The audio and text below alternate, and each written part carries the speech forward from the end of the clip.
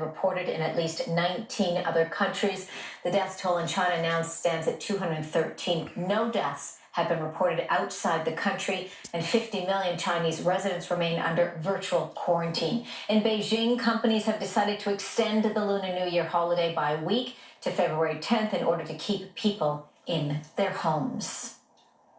To China now, where Canadian English teacher Michael Cox joins me now. He's in Shenzhen, within Hubei province, where the coronavirus broke out. Michael, great to have you here on the program, talking about people who were sort of under that quarantine, not being able to come out. You've been there visiting some family members. Walk us through how the lockdown all took place. Well, I left where I live in Chongqing on the 22nd. And we knew that Wuhan next door had reported cases. And the day after I arrived is when they announced the travel ban. And since then, it has been in place, of course, and there's no announcement as to when it may be over. And that's maybe the most concerning thing, is just not knowing how long I'm going to be sort of stuck here. Mm-hmm. How have you been coping, Michael? I mean, as you say, you're getting a little bit of information here. Certainly, this is important for you to keep yourself away from any exposure. But how have you been coping? Well, we've been staying home. Luckily, it's a smaller city, only about 400,000 people, which is small for China. Mm-hmm. And the supply lines are up. We're able to get fresh vegetables and food, and we have a lot of supplies.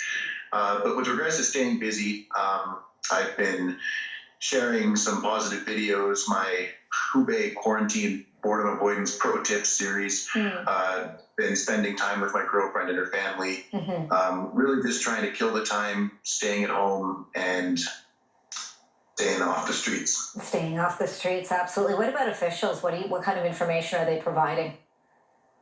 Well, I've actually been very impressed with the response from the Chinese health authorities. I get daily updates, text messages sent on my phone giving good information.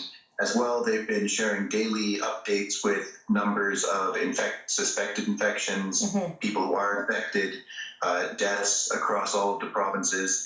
And everybody seems to be really heeding the advice of wearing masks if you're in public and staying at home. When you hear those reports and you hear the numbers, the number of people who sadly have passed because of this, 213 or so individuals, the number of cases nearing that 10,000 mark, are you concerned? Does it scare you? Myself, I'm not so personally concerned. I know I'm not one of the at-risk groups. I worry more for my fiance's grandfather, who's older and does have some health problems. I also find it concerning to hear about the spread outside of China.